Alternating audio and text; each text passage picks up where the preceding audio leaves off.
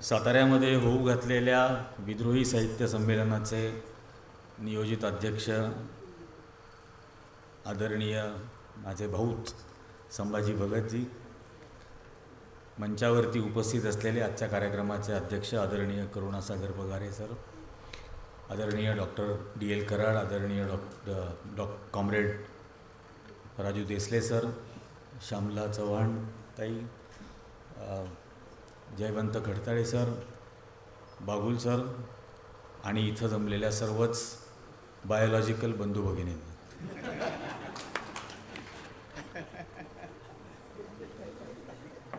आत्ताच्या या विद्रोही साहित्य संमेलनाच्या पूर्वतयारीसाठी साताऱ्यामध्ये ज्या बैठका झाल्या होत्या कॉम्रेड धनाजी गुरव यांनी घेतले होते, त्याला मला बोलावलं होतं आणि त्याला पोलिसांनी पहिल्यांदा परवानगी नाही दिली.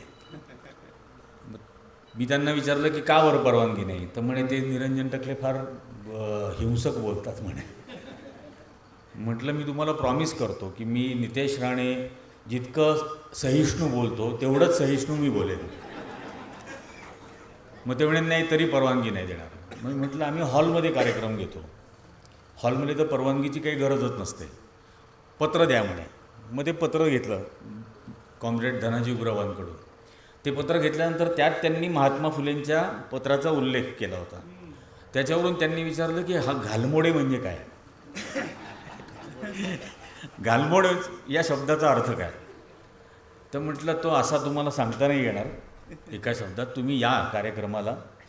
आणि मग त्या कार्यक्रमामध्ये सगळं बोलून झाल्यानंतर मग मी त्यांना विचारलं की आता अर्थ कळला का तुम्हाला घालमोडेचा. तर अशा पद्धतीने या विद्रोहामध्ये वेगवेगळ्या प्रकारच्या अडचणी आणण्याचे प्रयत्न होणार. मी वर्ध्याच्या विद्रोही साहित्य संमेलनामध्ये सावरकरांबद्दल जे काय होतं ते सगळं त्यावेळेला बोललो होतो आणि त्यानंतर त्याचे बरेच काय परिणाम झाले. आता पुण्यामध्ये जी राहुल गांधींच्या विरोधात केस आहे, त्या केसमध्ये सगळी कागदपत्र, पुरावे, उलट तपासणीची दिशा काय, ते 1200 प्रश्न जे तयार केलेत ते पहिल्या 100 प्रश्नामध्येच तो वैतागला आहे. म्हणजे पहिल्या 100 प्रश्नामध्येच सत्यकी सावरकर पूर्ण बाटलीत आला आहे. आणि मी खात्री देतो की 1001% या खटल्यामध्ये सात्यकीकडून माफी लिहून घेऊ, कारण त्यांची परंपरा आपण जिवंत ठेवली पाहिजे माफी मागण्याची, तर ती राहील. पण नंतर आपल्या अंमळनेरच्या साहित्य संमेलनामध्ये मी कुंभमेळ्याबद्दल अकबराने कसं सुरू केलं याबद्दल मी बोललो होतो आणि त्याच्यावरूनही खूप जणांना त्रास व्हायला लागला की अकबराने नाही सुरू केला. मी म्हटलं मी पुरावे दिले, 14 फरमानं अकबराची दिली की अकबराने कुंभमेळा कसा सुरू केला. नाही म्हणे त्यांनी नाहीच केला. अरे पण नाही केला याचा तरी पुरावा द्या ना. पण नाही केला याचा काही पुरावा नाही. ज्याचा पुरावा आहे त्याच्याबद्दल फक्त डिनायल मोडमध्ये राहायचं की नुसतं नाकारायचं. तर हा तो त्यावेळेला प्रकार झाला. औरंगाबादमधल्या विद्रोहीनंतर माझ्यावर खटला दाखल झाला, कारण त्या औरंगाबादच्या विद्रोहीमध्ये मी असं म्हटलं होतं की देवेंद्र फडणवीस खोटारडा आहे. त्याच्यानंतर मी असं म्हटलं की भारताचं ब्रीदवाक्य हे सत्यमेव जयते आहे आणि सर्वोच्च न्यायालयाने घेतलेलं ब्रीदवाक्य हे यतो धर्मोस तत्व जया आहे. तर हे दोन्ही विरोधाभासी आहे, एक तर सत्याचा विजय किंवा धर्माचा विजय. पण हे विरोधाभास चालणार नाही, त्यामुळे याच्यामधलं काय हे नक्की ठरवलं गेलं पाहिजे. त्याच्यावरून मी न्यायालयाची बदनामी केली असं. आणि तिसरं मी असं म्हटलेलं होतं की अमेरिकेमध्ये इतकं अभिव्यक्ती स्वातंत्र्य आहे की रॉबर्ट डिनेरोसारखा अभिनेता डोनाल्ड ट्रम्प इज अन ॲसहोल असं बोलू शकतो. मला वाटत जरी असलं तरी नरेंद्र मोदी इज अन ॲसहोल असं मी नाही बोलू शकत. त्याच्यावरून त्यांनी खटला दाखल केला. मग पहिले त्यांना असं वाटलं की आता हे काहीतरी बिचकणार वगैरे. मला फोन आला की तुमच्या विरोधामध्ये अशी चार्जशीट झाली. आपले भवरे सर जे आहेत त्यांनी हे केला होता फोन. तर म्हटलं की ठीक आहे. मग ते पोलीस म्हणे की तुमचा जबाब घ्यायचा आहे, तुम्ही उद्या तिथं या पोलीस स्टेशनला. म्हटलं मला नाही द्यायचा जबाब. तर म्हणे म्हणजे काय. म्हटलं तुम्ही चार्जशीट पाठवा कोर्टात, मी कोर्टात जबाब देईन. तर म्हणे की नाही पण हा म्हणजे अटक करायला लागेल. म्हटलं करा अटक. तर म्हणे तुम्ही अँटिसिपेटरी घ्या ना. म्हटलं मी अँटिसिपेटरी घेणार नाही, मी अटक झाल्यानंतरही बेल मागणार नाही. मला आता दाखवायचंच आहे की हा किती मूर्खपणा आहे. मला बेलच नको म्हटलं, मी येणारच नाही. मग त्यांनी एक दिवस आधी मला फोन केला की उद्या आम्ही चार्जशीट दाखल करतो आहे, तर कोर्टात या. मग कोर्टात गेल्यानंतर न्यायाधीशांनी विचारलं की तुमचं काय म्हणणं आहे. तर म्हटलं हो, हे मी बोललो, हेच मला बोलायचं होतं आणि हे मला कायम बोलायचं आहे. कारण हे म्हणजे असं चुकून माकून बोललो वगैरे असं नाही, हेच मला बोलायचं होतं, कारण हा माझ्या अभिव्यक्ती स्वातंत्र्याचा भाग आहे. तर म्हणे अहो कसं काय, तुम्ही मुख्यमंत्री खोटारडे म्हणता. तर म्हटलं त्याची 100 उदाहरणं आहे. सोमनाथ सूर्यवंशी पोलीस कस्टडीमध्ये मेला, हे तसं मेला नाही हे या बाबांनी विधानसभेत सांगितलं. आणि मग ज्युडिशियल कमिशन नेमल्यानंतर ज्युडिशियल कमिशननी क्लिअर कट रिपोर्ट दिला की तो पोलीस कस्टडीतल्या मारहाणीतच मेला. याचा अर्थ काय, तो खोटारडा आहे. आणि अशी आणखीन पण इतर उदाहरणं आहेत. म्हटलं 7/12 करू कोरा, 7/12 करू कोरा, 7/12 करू कोरा, 3 वेळेला प्रत्येक ठिकाणी बोलला, नाही केला कोरा, हे पण खोटारडेपणाचं आहे.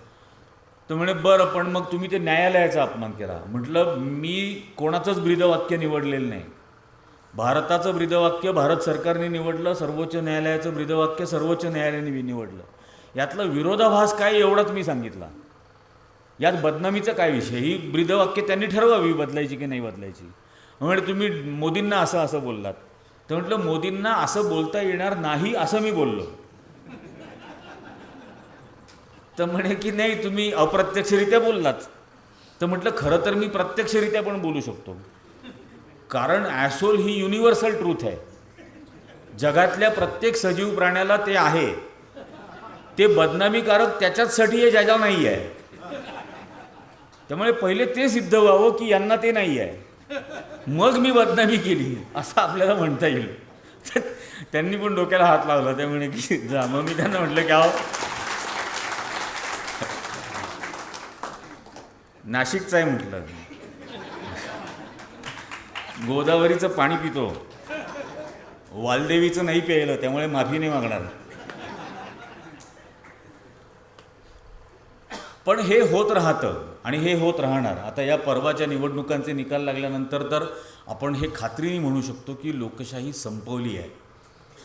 म्हणजे महाराष्ट्रामध्ये व्होट चोरीचा जो एक्सपेरिमेंट केला होता त्याला कायदेशीर मान्यता SIRच्या मार्फत दिली आणि SIRमधून व्होट चोरी केली गेली आणि त्यातून या निवडणुकांचे निकाल ज्या पद्धतीने आलेत ते आलेत.